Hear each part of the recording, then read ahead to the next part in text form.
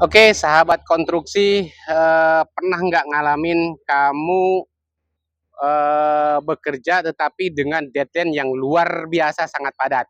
Nah, saya ingin ngasih tips ya bagaimana cara kita mengantisipasi dan menghadapi schedule atau deadline yang luar biasa.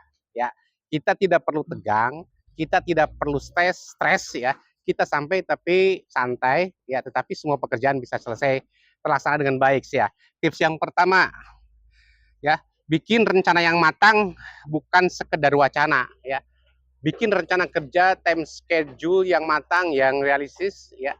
Tidak muluk-muluk dan tidak hanya wacana ya. Artinya kalau wacana dan muluk-muluk sulit dilaksanakan ya.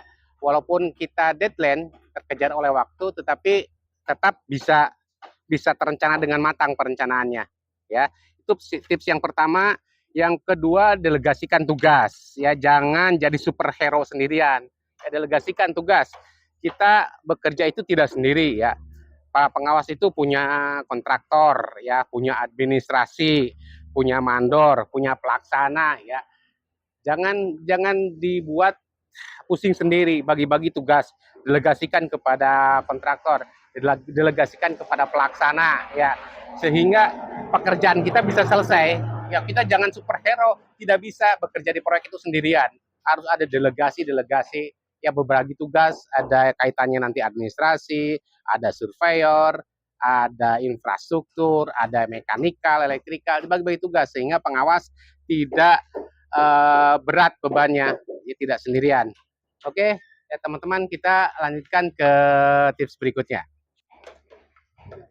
Ya, tips yang ketiga adalah komunikasi. Ya, komunikasi itu kunci.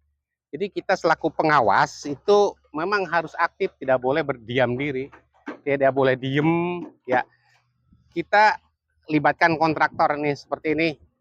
Beliau ini salah satu kontraktor, kita harus bangun komunikasi ya, supaya tidak ada miskomunikasi. Itu harus setiap hari, setiap saat berkomunikasi antara tugas, gambar, schedule dikomunikasikan. Betul nggak Pak? Ya, sehingga tidak terjadi kesalahpahaman. Oke, itu tips yang ketiga. Untuk tips yang keempat selanjutnya adalah kita harus mengatur waktu istirahat. Oke, kita istirahat dulu sebentar. Teman-teman, kita lanjutkan tadi tips yang keempat. Tips yang keempat itu adalah atur waktu istirahat. Ya, jangan lupa kita minum dulu, ngopi dulu nih ya. Karena istirahat itu sangat penting, teman-teman. Saya minum dulu. Apalagi di cuaca panas seperti ini, istirahat itu sangat perlu, teman-teman. Kita minum, ngemil sedikit ya, untuk membuat kita tetap kembali fokus ya. Yang kelima itu tetap tenang. Ingat, solusi bukan emosi ya. Ketika di proyek itu pasti banyak masalah, diperlukan kepala dingin.